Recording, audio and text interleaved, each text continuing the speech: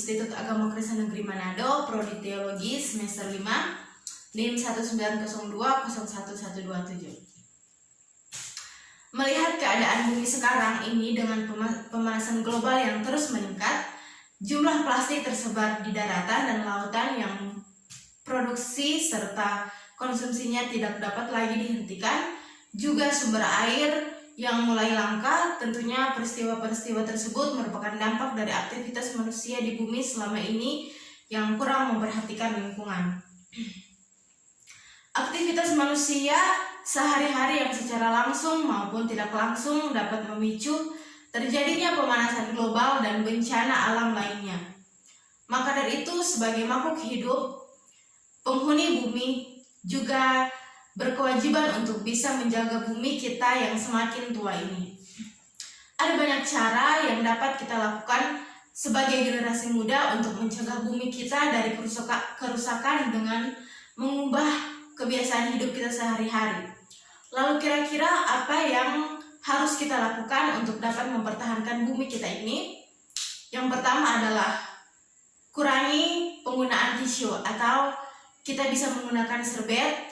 Yang aksi ini adalah penggunaan tisu yang berlebihan bisa menyebabkan efeksi global yang sangat masif. Diawali dengan penebangan hutan untuk memproduksi pulp atau bubur kertas, erosi tanah akibat hutan yang gundul, pelepasan gas karbon akibat hilangnya hutan yang berimbas pada meningkatnya konsentrasi CO2 di atmosfer yang menyebabkan tingginya suhu bumi. Dan yang kedua ada hentikan penggunaan plastik. Aksi kedua adalah menghentikan penggunaan plastik sekali pakai seperti kantong plastik dari pembelanjaan di supermarket dan di pasar, sedotan, plastik mika, pembungkus makanan, dan lainnya.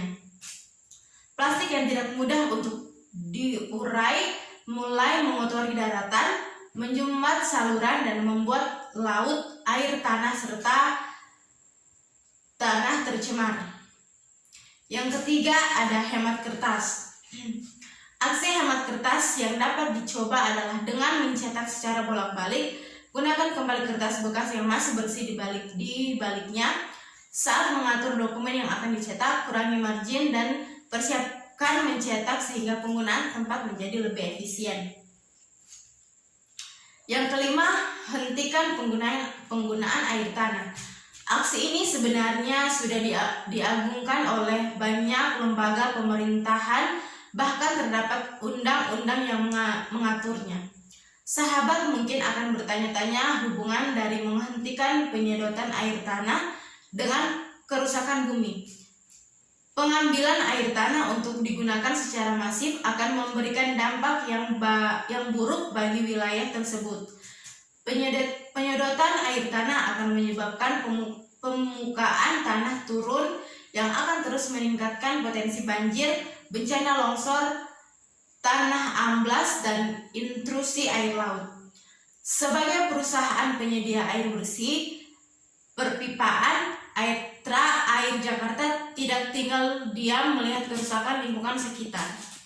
Selain gencar menyuarakan penghentian penggunaan air tanah karena dapat berdampak buruk bagi kelestarian Jakarta, Air Jakarta juga mengajak warga masyarakat untuk mulai merubah pola hidup dengan beralih ke air bersih, perpipaan yang pasti lebih bersih dan berkualitas karena prosesnya telah memenuhi standar Departemen Kesehatan Republik Indonesia.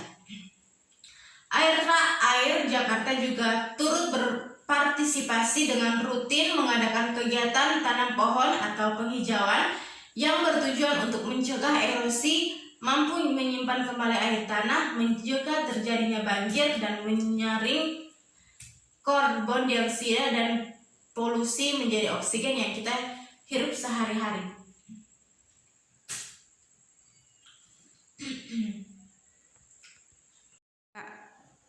Teman-teman, ada banyak cara yang bisa dilakukan generasi kita untuk menyelamatkan bumi dan mencegah terjadinya bencana alam.